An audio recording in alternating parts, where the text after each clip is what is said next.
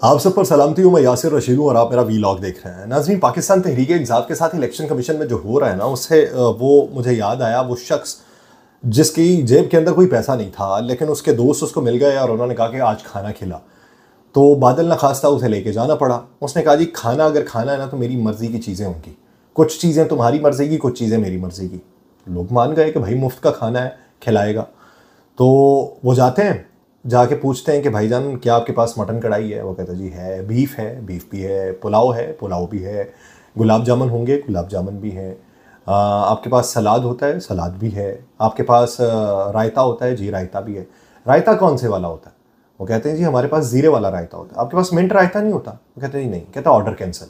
इसी तरह की सूरत हाल पाकिस्तान तहरीक इंसाफ को intra party election commission case में इलेक्शन कमीशन के अंदर दरपेश है। अदालत ने जवाब की कॉपी तलब की है और अदालत ने जो कॉपी तलब की है उसमें पाकिस्तान तहरीक इंसाफ की मकबूलियत के हवाले से कहा यह जा रहा है चेयरमैन पीटीआई की तरफ से कि 70% मकबूलियत है। तो हॉर्स ट्रेडिंग शुरू हो जाएगी अगर निशान लिया तो। 6 माह से बैठ के निशान के लिए हम कोशिश कर रहे हैं।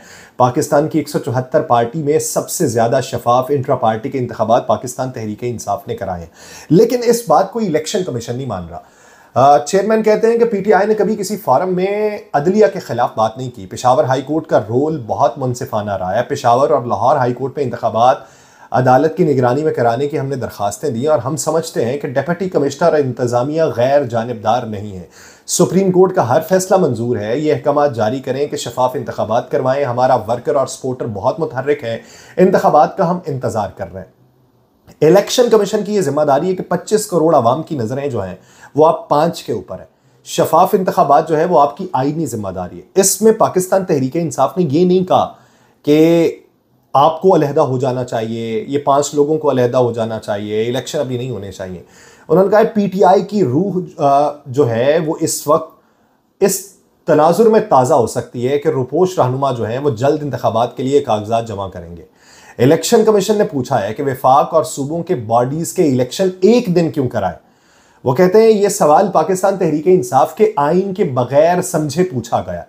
पार्टी आइन जो है उसके मुताबिक इलेक्शंस अलग अलग कराने का नहीं कहा गया। हमारा पार्टी का आइन है और आइन के मुताबिक चेयरमैन पाकिस्तान तहरीक इंसाफ और पैनल के इलेक्शंस की बात की गई है। चेयरमैन और पैनल के इलेक्शंस का शेड्यूल एक होता है, हमने वो दिया।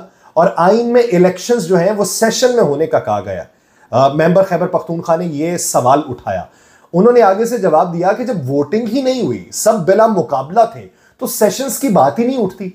इलेक्शन कमीशन के ऑर्डर की वजह से एक साथ हमने प्रोसेस किया। जब आपने कहा कि इसे इस दिन से पहले करें तो हमने फिर एक साथ किया। अब अगर हम सेशंस में चले जाते तो फिर आप कहते कि आपको दी गई जो मुद्दत थी उससे आप आगे बढ़ गए। तो वो कहते हैं ये सवालात ज्यादा टेक्निकल होकर पूछने की कोशिश की गई है। पार्टी सर्टिफिकेट के लिए जो दरकार तमाम चीजें थी और जवाबात जो थे वो हमने दे दिए हैं, लेकिन इस सब के बावजूद जो है वो इलेक्शन कमीशन ऑफ पाकिस्तान इस तरफ को गामजन है कि पाकिस्तान तहरीक इंसाफ को बल्ले का निशान ना मिले। अब उसमें बल्ले का निशान ना दिए जाना, उसके पीछे मंतक ये है कि जब आज़ाद उम्मीदवार मैदान में उतरेगा तो किसी को क्या पता होगा, एक हलके के अंदर आज़ाद उम्मीदवार जो है उसका निशान कुछ और होगा, दूसरे हलके के अंदर कुछ और होगा, और इसी को लेके ही बातें सारी चलाई जाएंगी और इबाहम के अंदर डाला जाएगा। अब पाकिस्तान तहरीक इंसाफ पे इतने घेरे तंग करके आप समझते हैं कि अवाम का तयक्कुन उठ जाएगा और अवाम आपको मुंतखब कर लेंगे।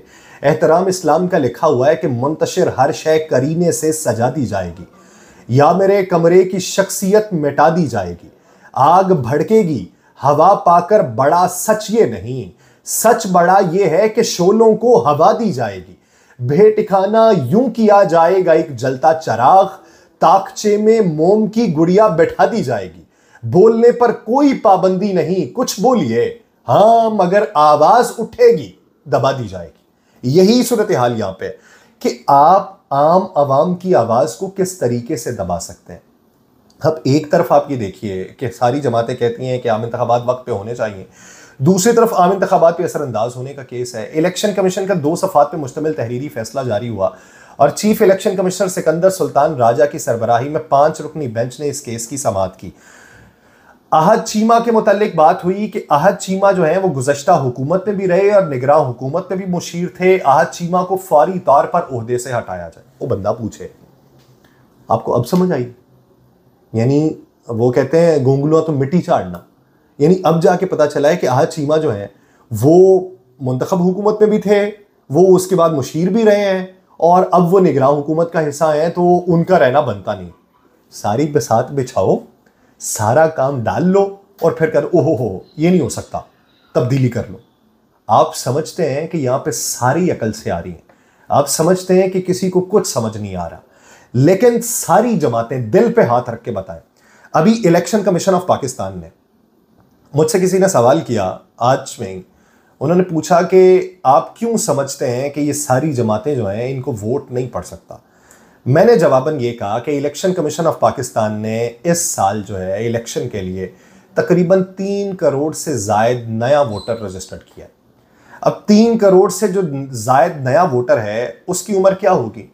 18 से लेके 22 से 23 साल के दरमियान जो अभी नया रजिस्टर्ड हुआ वोटर। क्योंकि पिछले अगर बात कर ली जाए तो वो 17 साल के होंगे, तो 17 साल वाले 22-23 साल की उम्र में पहुंच के होंगे, 18 साल वाले भी, और कोई 21-22 साल का होगा। अब पाकिस्तान के अंदर जितनी जमातें, कोई जमात बता दें पाकिस्तान तहरीक इंसाफ के अलावा जिसने नौजवान वोटर को टारगेट किया हो। यहां पे इलाकाई सियासत की बात होती है, इलेक्टेबल्स की सियासत की बात हो रही है, यहां पे बात ये हो रही है कि इलेक्शन जीतने के लिए किससे इत्तेहाद करना जरूरी है। माजी करीब के अंदर एक जमात, कोई भी बड़ी जमात जो सादा अक्सरियत लेने की ख्वाहिशमंद होती है या दावेदार होती है, उसको कुली तौर पे पूरे पाकिस्तान के अंदर से कितना वोट पड़ता है, एदादो शुमार अगर निकालें आप एदादो शुमार निकालें तो आपको मालूम पड़ेगा कि ज्यादा से ज्यादा वोट जो पड़ता है ना वो 1.5 करोड़ वोट पड़ जाएगा। और 1.5 करोड़ अगर किसी को वोट पड़ा तो उसके लिए विन विन सिचुएशन होती है। 1.5 करोड़ कुली तौर पे पूरे पाकिस्तान के अंदर किसी एक जमात को। अब उसके मद्दे मुकाबिल आप ये देखिए कि 3 करोड़ से ज्यादा नया वोटर रजिस्टर्ड हो रहा है। पाकिस्तान तहरीक इंसाफ नए वोटर को टारगेट कर रही है। स्कूल में पढ़ने वाला बच्चा जो है वो उठ के बातें कर रहा है पाकिस्तान तहरीक इंसाफ के बारे में। अभी उसने वोटर बनना है और बनेगा अभी 7-8 साल बाद, 5 साल बाद, 6 साल बाद। जो नया बन चुका वो सारी की सारी तवज्जो जो है वो पाकिस्तान तहरीक इंसाफ पे मरकूज किए हुआ है। आप जब नए वोटर से सरफे नजर करेंगे तो जीत के इम्कानात तो किसी और के ही बनेंगे ना। आपकी अपनी पॉलिसीज नहीं रही, आपकी अपनी तरजीहात नहीं रही, और आपके अपने लोग जो टिकट लेने आए हुए हैं वो बैठ के ये बात करें कि आप हमें आज़ाद हैसियत में इलेक्शन लड़ने दें, हम आपको जीतने के बाद टिकट जो है वो तोहफे में दे देंगे। इस तरीके से हम पाकिस्तान तहरीक इंसाफ का जो वोटर है उसको इंगेज कर पाएंगे। बसूरत दीगर अगर पाकिस्तान मुस्लिम लीग नून की नशिस्त पे खड़े हुए तो उस हल्के में हमें जीत मुयस्सर नहीं आएगी। अब इस तरह के टेक्निकल्स मवाकों के ऊपर आप ये हरबे आजमा रहे हैं कि इस रास्ते से हम निकल जाएं। जब नए लोगों को टारगेट नहीं करना, लोगों को दबाने की कोशिश करनी है, आवाज दबाने की कोशिश करनी है, हरबे कुछ ऐसे आजमाए जाने हैं कि अंधे को भी दिखाई दे रहा हो कि सामने हलचल जो है वो किस अतराफ पे हो रही है, और उसे पता चल रहा हो कि किसने कितने कदम उठाए और किसकी हिमायत में उठाए, और किसने कितनी लाठी चार्ज किया और किसकी मुखालिफत के अंदर किया। जब आप इस तरह का मंजरनामा रोशन करेंगे ना तो फिर रोजाना की बुनियाद पे वर्चुअल जलसे होंगे तो रोका नहीं जाएगा। दिमाग खोलें, दिमाग खोल के नई जिद्दत पसंदी के तहत और नए हालात के तहत फैसला करना सीखें। आप रिवायती सियासत के ऊपर है और रिवायती सियासत आपको गड़वा के रख देगी। मुझे दीजिए इजाजत, अल्लाह के बाद।